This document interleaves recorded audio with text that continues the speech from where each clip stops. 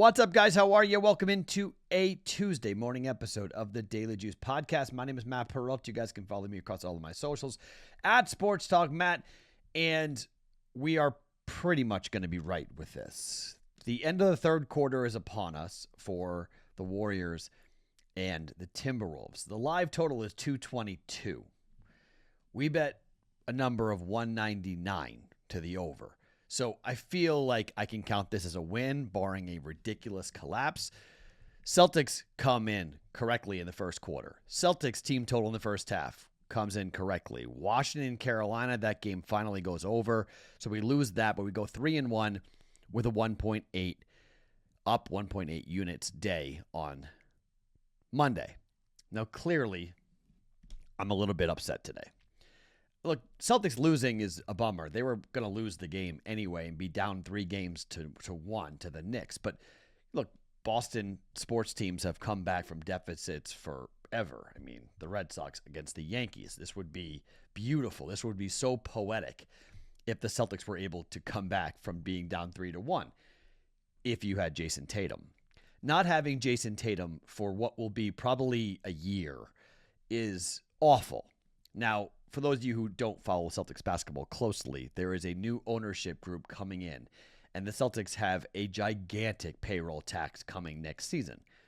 So this was the last time the old owner signed everybody to run it back for one more year to defend the championship. It's probably not going to happen, and thus big changes are going to come to the Boston Celtics in the offseason. In fact, there could be mega trades. Kristaps Porzingis will not be a Celtic next year. We pretty much know that. The question will be Drew Holiday, whether they keep him or trade him. He has a pretty big contract. I doubt they move Derek White. They can't touch Tatum because of the injury now. And then Jaylen Brown. Would they maybe move Jaylen Brown? So that cloud has always been hanging over this entire Celtics season and this postseason run, to the point where a lot of us who have watched the team closely talked about maybe this team was going to be distracted because of what could happen in the offseason. This team has not played well. The Knicks played tremendously well, and it's hard to dislike this Knicks team. I don't like Knicks fans, okay? I don't like the city of New York. I don't like Knicks fans, but it's hard to dislike this team. Karl Anthony Towns is a loudmouth, and I'm not really a big fan of his, but Jalen Brunson and the Villanova trio, it's hard to dislike those guys. They play the game the right way. They love each other. They play for each other. They give up their body. They hit big shots. No one's more clutch than Brunson. He's been the best player in this entire series. Third quarter was incredible.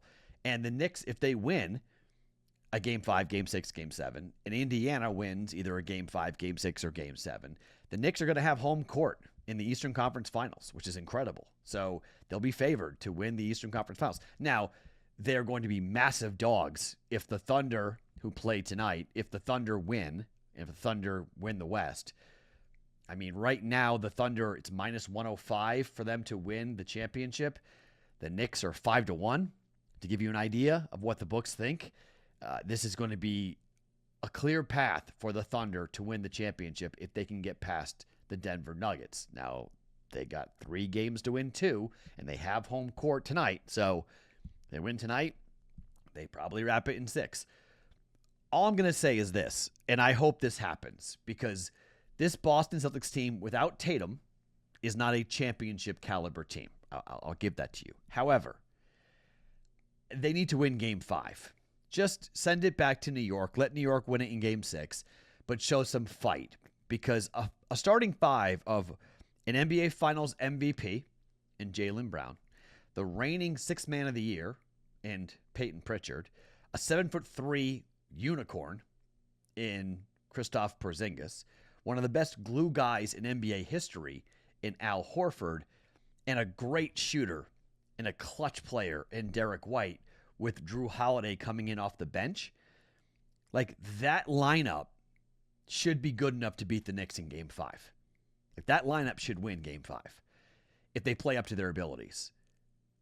On top of being coached by Joe Mazzulla, who has been questioned. The hiring was quite, I mean, he won a championship, right? But this is a guy who was questioned. He's very young, one of the youngest coaches ever to win a championship in NBA history. And this was Ime Udoka's team. This was not Joe Mazzulla's team.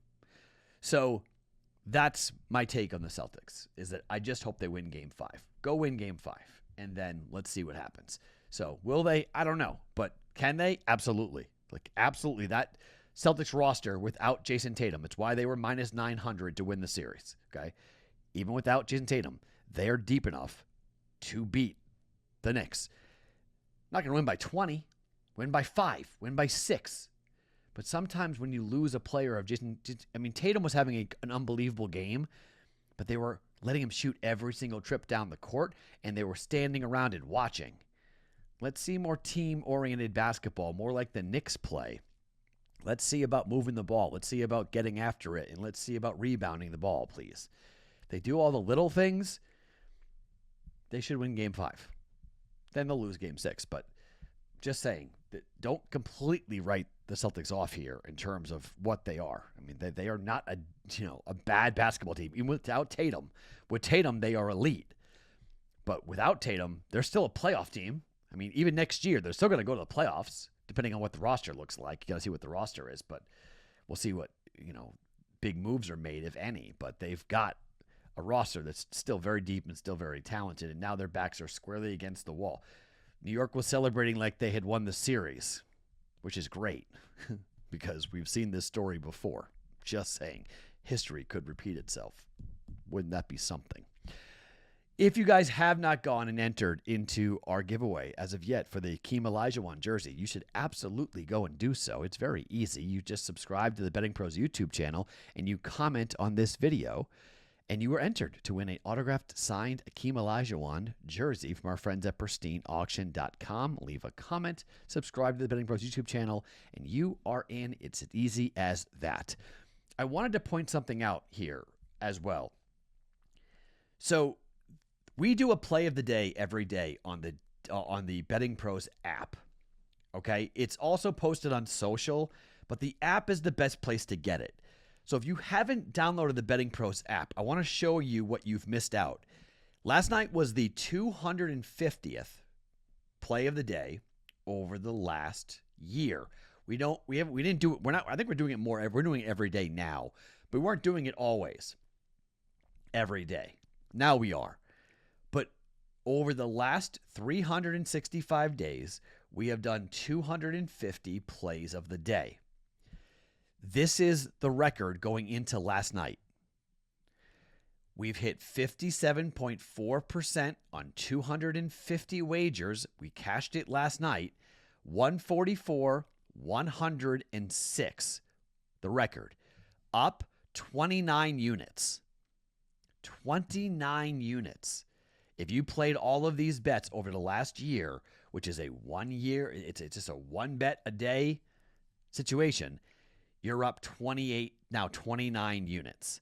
If you bet just over the last 3 months, by the way, you'd be up 19 units because we've been red hot in April and May. In fact, April and May were 28, 7, and 2 for the play of the day. So it's probably a good time to go download the BettingPros app. You can get the BettingPros Premium 7-day free trial if you would like it. You don't have to use it, but for 7 days for free, why not poke around? Use the code JUICE when you sign up for the app and get the app, and then upgrade to the BettingPros Premium using JUICE 7-day free trial for this. If you don't want to, just go and download the BettingPros app and look at the play of the day and check it out. Because right now, we've hit 6 in a row. So we've been red hot, and I mean like red hot. So it's been a lot of fun to watch this. Okay, the plays for today. Somewhat of a simplistic card. I'm going to bet the same play that I made personally. I talked about it last night. I made it personally. It hit. I'm going to make it professional. I'm going to make it official now. Rangers up against the Pirates. Mets up against the Pirates, and the Rangers up against the Rockies. 2-leg money line parlay is even money. Don't overthink it, okay? The Mets are the best home team in baseball. The Pirates are awful. They're awful on the road, and they're awful. Mets money line parlayed with the worst, going up against the worst team on the road in Major League Baseball, the Colorado Rockies. No dead cat bounce for them. They got that when they won on Sunday, so they used up all their good luck. They lost to the Mets last night. I think they'll lose to the Mets again. We'll go, pitchers, bullpen, doesn't matter. Bad baseball teams, 2-leg money line parlay, Rangers, Mets, even money for 1 unit. Second play. This one's going to be a little bit more squirrely. And I'm going to fire on this because we have been winning and we've been doing quite well in terms of bankroll in the month and in terms of bankroll for the year. We're pretty healthy at the moment, and so I think we can push our luck just a little bit. This might come back to burn us just a touch, but I'm okay with pushing the envelope here a little bit, coming off of a winning week and having a winning month of April, a winning month, of May. The Stars at home up against Connor Hellebuyck and the Winnipeg Jets. They've lost 11 of 12 on the road with Connor Hellebuyck in net. This guy can't stop the puck on the road. 5-2 win in Game 3. Dallas, I think, wins the game on the puck line. It's plus 170 because puck line betting in the playoffs is difficult. Hellebuyck is going to fight like hell because this is the season. They're going to go on 3-1 here and pretty much be dead for Winnipeg. Winnipeg has been very good at home and decent on the road, but not Hellebuyck. I'm going to bet puck line. Give me the Dallas Stars on the puck line here to win. We might need an open net goal to win 4-2. You can bet money line if you want, but I thought, why not have a little fun here and push our luck a touch and go puck line at plus 170. Again, you can sprinkle money line just to kind of hedge on the bet a little bit if you want, but I thought, why not? I don't want to lay the big juice. It's minus 150 money line for the Stars, so it's a little expensive. I'd rather just go with the 1 unit play and take the plus 170 shot. Because if you look at the goals given up for Hellebuyck, 5 in Game 3 on the road. He was yanked on the road for the 3 games against St. Louis. He was pulled because of how bad he played, gave up 5 and 6 goals in those games. I mean, Dallas is going to score 4 tonight. Do they score 5? Maybe. Game probably goes over. It's not a bad play either to take the over on the game, but I'm just going to take puck line for Dallas and go plus 170. Stars on the puck line for 1 unit. And then finally, we're going to go to the NBA with the Nuggets and the Thunder. And we're going to take a look at this game. The number is too expensive. It's 10.5. OKC minus 10.5. But I think there's a good shot that we go over here in this game and a good shot that we have a real up-tempo, high-scoring game. OKC in the regular season, they were 27-17-1 to the over at home this year. On the road, Denver was 26-20 to the over. But for OKC, the first 2 games that were played in OKC, it went over by 10.5 and 25 points. It was 229.5 and 230. It went over by 10.5 and 25 points. It flew over. The 2 games in Denver both went under. Just given the way that Denver plays on the road, they're more up-tempo. And given the way the Thunder play at home, they're way more up-tempo at home. Denver scored 121 points and 106 points so far in OKC. The Thunder scored 119 and 149.